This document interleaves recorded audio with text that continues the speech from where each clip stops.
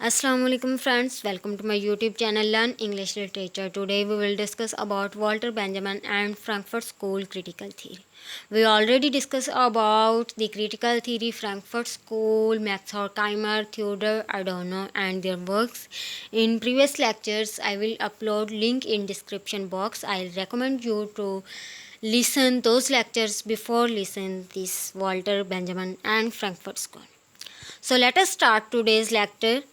Walter Benjamin. सबसे पहले हम देखते हैं कि वॉल्टर बेंजामिन की बायोग्राफी क्या है, इसकी पर्सनल लाइफ क्या है। वॉल्टर बेंजामिन एक जर्मन जूइश फिलोसोफर हैं, एक थिंकर हैं जो कि जिसमें आइडियलिज्म, रोमांटिसिज्म और वेस्टर्निज्म के एलिमेंट्स पाए जाते हैं। इन्होंने एस्थेटिक थ्योरी के लिए, लिटरेरी क्रिटिसिज्म के लिए और हिस्टोरिकल मटेरियलिज्म के लिए कंट्रीब्यूशंस की।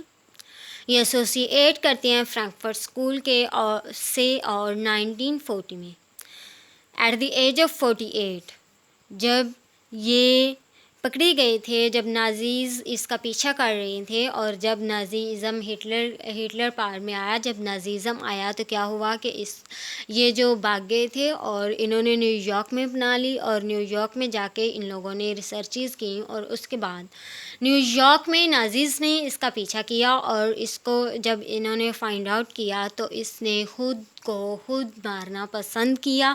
इसने खुद को सुसाइड कमिट कर लिया और इसने प्रेफरेंस दी सुसाइड को रैदर देन कि ये ज्यूज़ से उनसे जर्मन से मरता, ये नाजीज़ से मरता। इसके जो मेजर वर्क्स हैं, इसकी जो मेजर कंट्रीब्यूशन है वो है on the concept of history, the work of art in the age of mechanical reproduction and critique and violence. We will discuss today the work of art in the age of mechanical reproduction. Mechanical reproduction इसने किस as को name दिया? इसने 20th century को as a age of mechanical reproduction का name दिया, क्योंकि जो 20th सेंचुरी है, जो एज ऑफ मॉडर्निटी है, इसमें मैकेनिकल डेवलपमेंट्स आई थी। जैसे कि इसमें फ़र्स्ट ऑटोबैन व्हीकल 1921 में इन्वेंट किया गया, first air crossing of Atlantic 1927 में इन्वेंट किया गया और उसके बाद इसमें रेडियो की इन्वेंशन हुई, कैमरा एंड टेलीफोन की। तो this influence of mechanical reproduction और modernity influences over the human and art. ये जो मॉडर्निटी है ये ऑल अबाउट मास है। Mass means access of everything. आप लोगों को चीज़ें जो हैं वो अबंडेंस में चाहिए, आप लोगों को चीज़ें ज़रूरत से ज़्यादा चाहिए, जैसे कि mass of media, mass of culture, mass of commodification, mass of art. तो जब ये चीज़ें आईं या जब ये चीज़ें जो हैं वो बल्क में आई, ह्यूज अमाउंट में आई, जब अबंडेंस हो गई इन चीज़ों की, तो फिर क्या हुआ? ये जो मैकेनिकल रिप्रोडक्शन है, इन्होंने मैनकाइंड के लिए प्रॉब्लम्स इंट्रोड्यूस करवाई।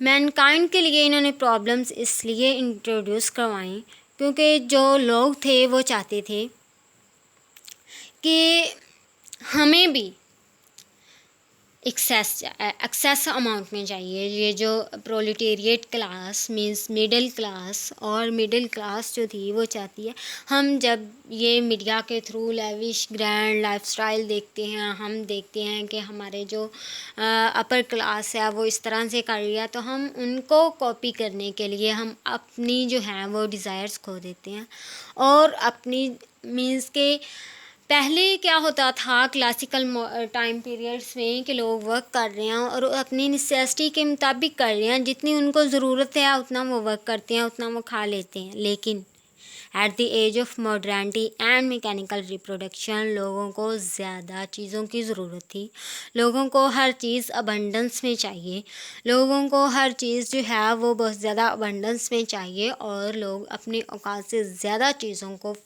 फाइंड आउट करना चाहते हैं। इसलिए लोग जो हैं वो पार्ट टाइम जॉब्स करते हैं। जब फ्री टाइम मिलता है तब भी हम फैमिली के पास नहीं बैठते, हम जो है ये वर्कर्स जो हैं वो बच्चों के पास नहीं बैठते, फैमिली को टाइम नहीं दे पाते, अपनी खुशियों को मद्देनज़र नहीं रखते। रैदर ये क्या चाहते हैं, वर्क चाहते हैं, वर्क ऑफ मॉस चाहते हैं। ये चाहते हैं हमारे पास मटेरियल हो, ये हमारे पास मनी हो, बहुत ज़्यादा अमाउंट में हो, ताकि हम लोग जो हैं वो इस मॉडर्न लाइफ स्टाइल को अपना सकें। तो इसने प्रॉब्लम्स खड़ी की मैनकाइंड के लिए। उसके बाद जो लिटरेचर है, लिटरेचर ने ऑथेंटिसिटी लॉस्ट की, लॉस ऑफ योरा।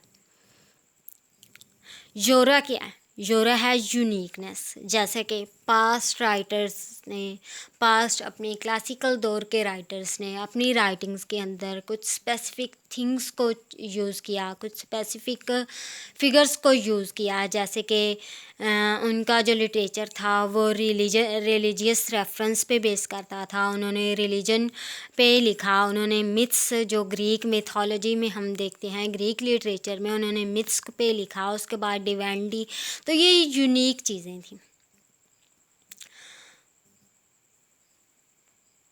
तो अब क्या हो गया, अब जो है प्रेजेंट मूवीज़ में हम देखते हैं तो ऐसी हमें रिलीजन के रिलेटेड, थियोलॉजी और क्रिएटिविटी के रिलेटेड कोई चीज़ नज़र नहीं आती। आजकल का जो लिटरेचर है उसमें कोई स्पेसिफिक यूनिकनेस नहीं है। हम पोइट्री की बात करते हैं, पास्ट दौर में उसमें कुछ फिगर ऑफ स्पीच यूज़ किए जाते थे, एलिट्रेशन, कुछ रिलीजियस रेफरेंसेस, कुछ बिब्लिकल रेफरेंसेस। लेकिन मॉडर्न टाइम पीरियड में क्या है, आज़ाद नज़में लिखी जाती हैं जिनका ना कोई पैरामीटर होता है, ना कोई सर, ना कोई पाँव, और एक यूनिक स्पेसिफिक टॉपिक भी नहीं होता। कोई पोइम कहीं से शुरू हो रही है तो कहीं पे एंड हो रही है। तो लिटरेचर जो था इसने योरा को खो दिया, आर्टिफिशियल बिल्डअप आ गया। हम प्रेजेंट मूवीज़ में क्या देखते हैं, आर्टिफिशियल बिल्डअप है, तमाम चीज़ें आर्टिफिशियलिटी है इसमें। इसमें कुछ भी पास जो हमारे जो बिलीफ्स हैं, हमारे मिथ्स या फिर हमारे रिलीजन के रिलेटेड कोई चीज़ नज़र नहीं आती। हमें ज़्यादातर जो है वो आर्टिफिशियल बिल्डअप नज़र आता है।